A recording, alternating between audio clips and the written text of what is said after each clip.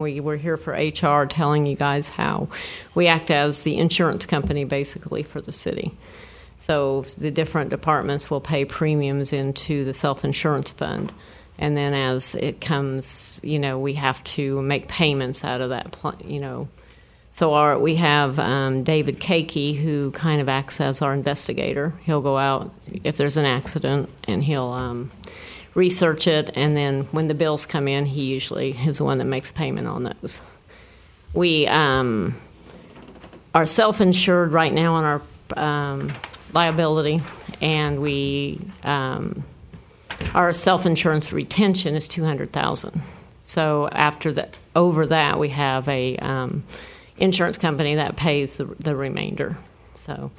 Unfortunately, fortunately, I guess we very rarely get over the $200,000. So what we are looking for this year, though, is to go fully insured. We probably will. We have the Florida League making a bid for us, but they have not come back with it yet. And that is the Florida League of Cities? Yes.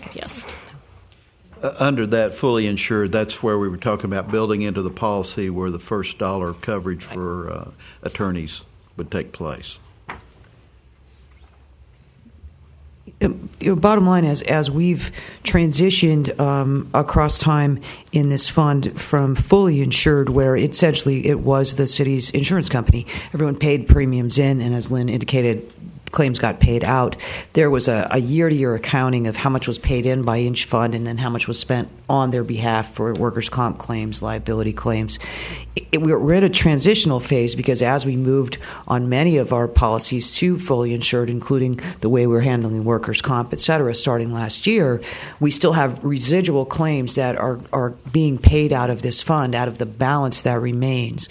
And so for the next couple of years, this fund will remain as a separate entity, although as you can see, our estimate of expenditures and revenues is vastly different, as in we're beginning to draw down the balance that we have remaining in that fund, which is still fairly substantial. I think we have $3-4 million above and beyond our claims. So in probably next budget year or the year after, when we get to that place where we are fully insured, we'll be able to wind down this fund and make some decisions about what to do with the residual amounts and how to distribute them back to the various funds. This particular fund was established in the code as well, so there will be some, looking at that to see exactly how we take the money that's left out of here and disperse it back. But, right now we can't completely eliminate it. On the things where we are fully insured, now what happens is each fund actually just takes their allocated portion of the premium and pays it directly as an expense out of their fund to our insurance companies. And so you don't see each fund putting in here anymore. Basically, we're living off the residual balances that were put in by each fund for those legacy claims. And the only thing we're struggling with is how do we then allocate these self-insurance retentions that still remain when we don't have the funds putting more money in. So it's just it's a wind down period that probably take us another year or two. Just the mechanics of how to get it done. How to wind it down. Yeah. And at that point, then the staffing and the operating costs will actually, for this, will be absorbed back into the general fund, but then be allocated as part of the G&A expense back out to the various funds that it serves until we dispense with all these legacy claims. So with that, it's pretty straightforward, I think. And how many outstanding claims do we have, Lynn? There are probably approximately. Yeah, I think we have about 6 that are still outstanding. But there are a couple that are fairly substantial. We have one, the Arbe claim, which is a very, very large one, and it's been ongoing for quite a few years. The other thing we do out of this fund, we also do with the workers' compensation, which we went fully insured last year. But our staff still does the initial investigation. That we take the employees to the doctor, and then at that point, we turn it over to the league, who is our workers' comp insurer. Okay. I found the page I was looking for just to put the numbers in context. If you look at the audited financial statements from last year, at the end of last fiscal year, we had about $4.5 million in cash and investments in that fund. We have a claims payable reserves of about $3 million and a remaining balance, unrestricted balance of $1.5 million. So if we're showing that we're going to use up $700,000 of that this year, it's not all out of the unrestricted balance. Some of that comes from these claims payable that were booked at year end. Okay. So we've got another year or so we can run and then peel this apart. Any questions? I'm sorry. Go ahead. Some of the other things we do out of the fund is our drug-free workplace. We also do our safety programs, safety committee, and what else?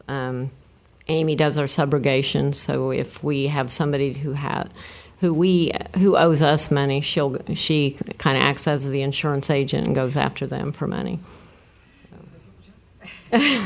And also the health, life, dental, and pension are all administered out of our office.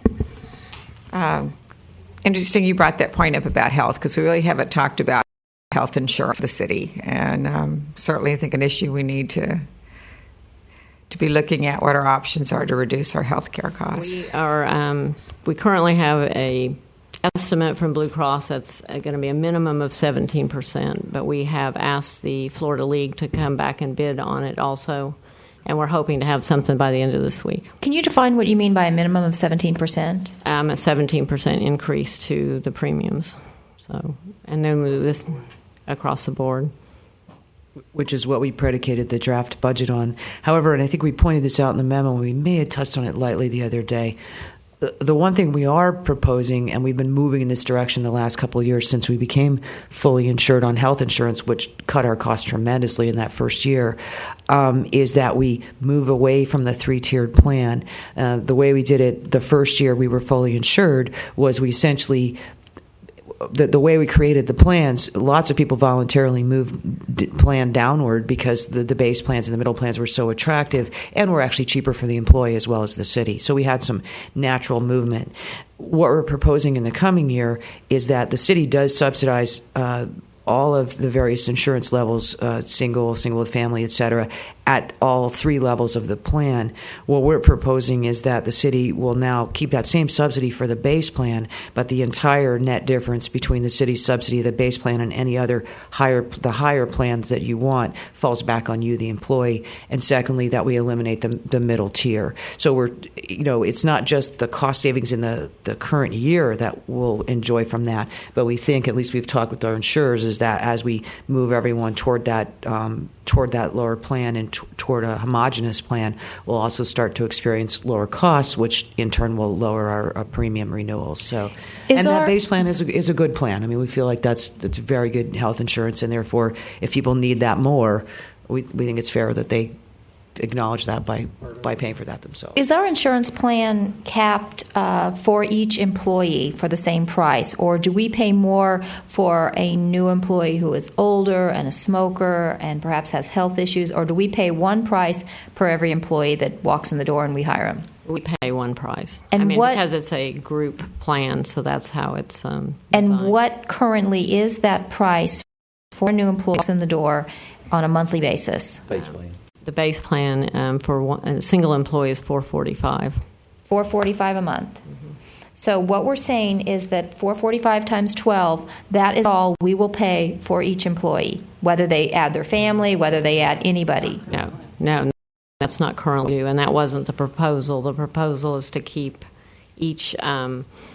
We pay a certain percentage of the family plan. We pay a certain percentage of the employed child. We pay a certain percentage of the. Well, I know from a small business standpoint, that's not the way businesses are doing it these days. I mean, if someone, it seems like it's costing the city more to hire somebody who has an extended family and who is married than it is for hiring a single employee, and that should not be a factor in the city's hiring level, but it is a factor in terms of the cost of that employee. But it is important that a lot of the people you're hiring, they're going to bring dependents, and if they can't afford their dependents, then they're not going to be very good employees for you. And what we're going to try to do is get it down to the base plan and then take our percentages across depending on the dependencies.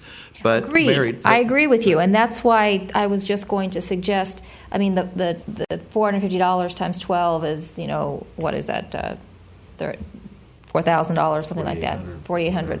So that's 4,800. If we put a cap higher than that, for instance, 5,000, 6,000, whatever the number was, and have that somewhere in the middle, and have that this is all we will pay for that employee. And if there's a small payment you have to make because you have your husband and your wife and a large family, then we're not giving a benefit to an employee for being married and having kids that an employee that is unmarried is not getting. Well, we've actually have looked and talked with our insurer a little bit about essentially what you're talking about is a cafeteria plan. Here's X amount of dollars per month per employee that we will give to you. You can spend it on health insurance, supplemental cancer, whatever it is that you want, but this is the city's dollars. But again, the issue becomes that, and we've talked about it, you've got a fair number of people that the impact, if you will, for the family and the spouse, it's not small. It's $6,000-$7,000 a year, $8,000 a year. And when you've got employees who are in the $40,000 a year range in terms of salary, that's a pretty substantial impact. So what we're trying to do is move in that direction without that 1 year kind of punch in the face, if you will, by saying the first step is that we will stick to the percentages we've always subsidized the plans on the base plan, and that is a very good plan. And if you want more than that, the rest of it is entirely on you. So we're moving in that direction, but we're trying to do it without a one-time substantial impact to the people that do have families. However, based on our union negotiations, can we? I'm sorry, it's something funny? Everybody's making gestures out in the audience. Okay. If anybody in the audience wants to make comments, come on down. And I will tell you, too, I know we had one person who left our employment recently and went to work for a private firm who received fully paid health insurance for their family. And so, private companies, too, sometimes acknowledge the fact that in order to attract quality personnel, there's a variety of different approaches to it. What we're trying to do is limit our exposure. Right, I understood. And that's where I'm trying to go, too. Before the member of the public comes up, I just wanted to ask the question is, since so many of our employees are under union contracts and we're in the process of negotiating those for a couple of the groups right now, is this not something we want to ask for in the union negotiations? The thing that we just explained we're proposing is something we have to have for in the negotiations. The subsidizing only a level of the base plan, eliminating the middle plan, not subsidizing the extra amount for the higher plan. That's our proposal, but that does have to be negotiated because it's my understanding the cost-sharing arrangements on health insurance as well as the tiers of plans are actually part of the current contract. The other thing, come on up and your name and address for the record, please. Alice Johnson, 5470 East Harbor Village Drive. Maybe I'm looking at your numbers incorrectly, but when I did the analysis for last year and I took the number of employees divided by the whole amount of health insurance premium, it was $9,710 per employee per year. Now, in the U.S., we average spending a little over $8,000 per year per citizen for all medical care, which includes, of course, insurance companies' profits and whatever. So why is our city paying $9,700 per employee? I just don't get it, unless I'm looking at the numbers wrong. Well, it could be an employee plus 4 dependents. So if you took your 8,500 times, it'd be 32,000 as opposed to, and so ours is average over because it's the total group that we're insuring, not just the individual. I agree, but actually, if you will, I'm not sure. I actually do this in terms of the average per employee, and I show the average per employee budgeted average per position last year was about $8,300, and what we actually had was a downward movement from there based on the changes we made to the plan, a fairly substantial one. So $8,300 plus 17%. For next year is going to get close to $10,000 an employee again. It's about $9,400, in my entire $9,500. life in the private sector, I always paid $200, $300, $400 a month towards my own insurance. And people do. The employees do pay in excess of that. But so am I looking at this $8,300 that you had last year? Are you saying that some of that is reimbursed to the city by the employee? That's the average cost of this portion of the plan. All right, $8,300. But the people who, again, we can get into the numbers and the people at this point in time who have, say, for instance, families or children are contributing $300 a month towards their insurance on their own as well. Right, $300 out of what, $1,200 or $1,500?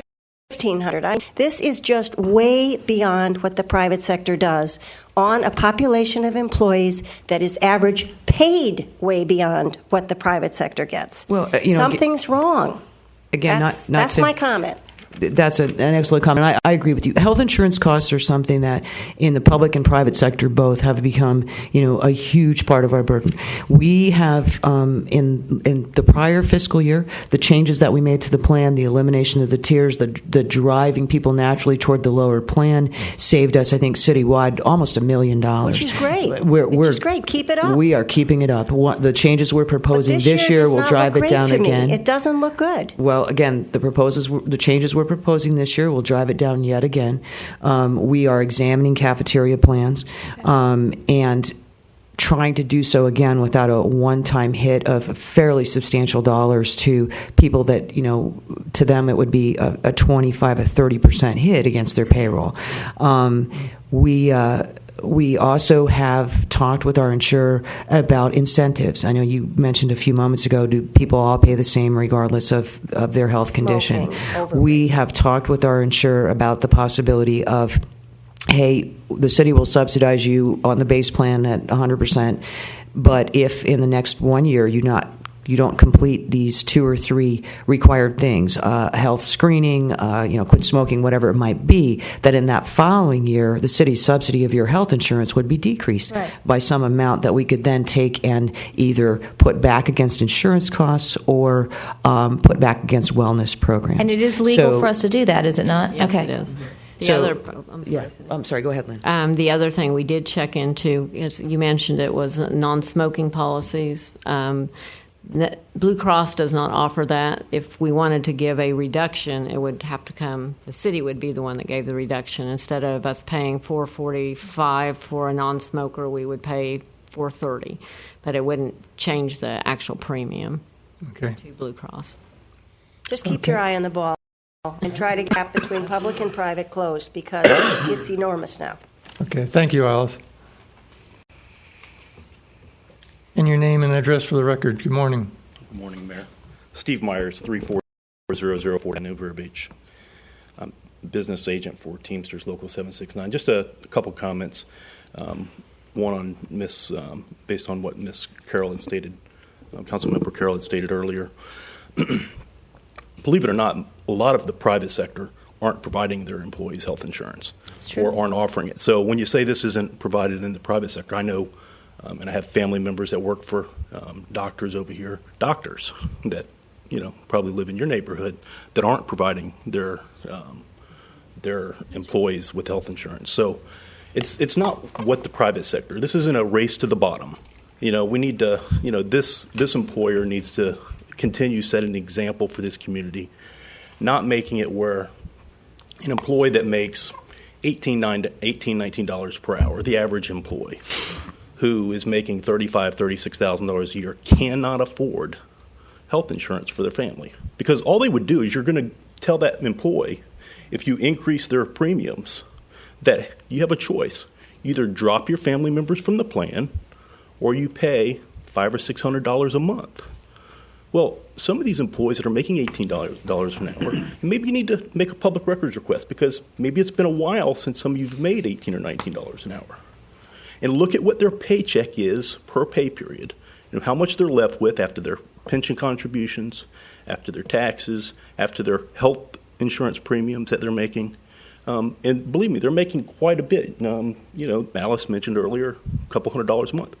These employees at this employer are paying well over a couple $100 a month. So, we don't need to continue to shift the burden onto the employee. We need to continue to look for whatever, the employees might as well continue to smoke because they're not going to have any money left to live in retirement. So, you're planning on taking everything away. Might as well keep smoking.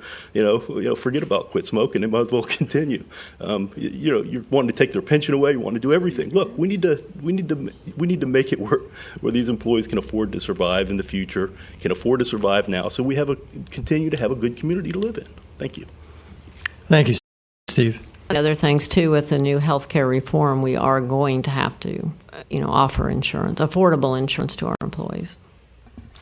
So I guess what I'm taking away from this is that we're still going to be receiving another quote from Florida League of Cities on our healthcare plans, and that staff will come to council with some proposals or revisions of how we can keep a hand on crime. Yeah. Thank you. I mean, our goal is to have the city spend as little as we can on health insurance and to get the best plans we can. Right.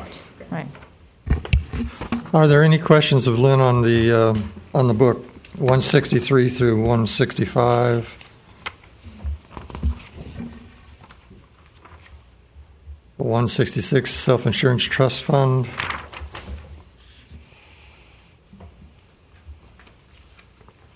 And 167. I'm sorry, can we go back to page 166? I see a decrease in your operating salaries for risk management, yet not the corresponding decrease in the number of employees. How did you do that? We actually had a retirement, and when we refilled the position, it was at a lower level. All right. Anything else? I think that closes you out, Lynn. Thank you. And that closes us out for the day. Tomorrow we will take up the Marina Fund, the Recreation, Solid Waste, and Cemetery Fund. And we'll see you tomorrow morning at 9 o'clock. We are adjourned.